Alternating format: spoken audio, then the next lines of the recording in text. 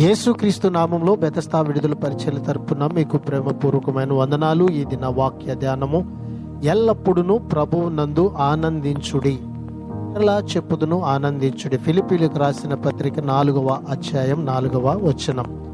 విశ్వాసులు ఆనందించడం తమ పరిస్థితులను బట్టి, తమ విషయాలను బట్టి కాదు, తమ ఆస్తిపాస్తులను బట్టి, లోక సంబంధమైన ఆశల గురించి కానే కాదు.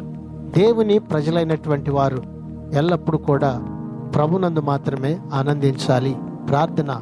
మహాపరిశుద్ధుడా, మహోన్నతుడా, జీవాధిపతి, మా మంచి యేసయ్య, మరొక నూతన దినాన్ని మాకిచ్చినందుకు నీకు వందనాలు, స్తోత్రాలు చెల్లిస్తూ మేము ఎల్లప్పుడూ కూడా నిన్ను బట్టి ఆనందించేటువంటి కృపను, ధన్యతను ఈ దినాన మా అందరికీ మీరు దయచేయమని యేసు పరిశుద్ధ నామంలో ప్రార్థించి అడిగి వేడుకుంటున్నాము తండ్రి. ఆమెన్.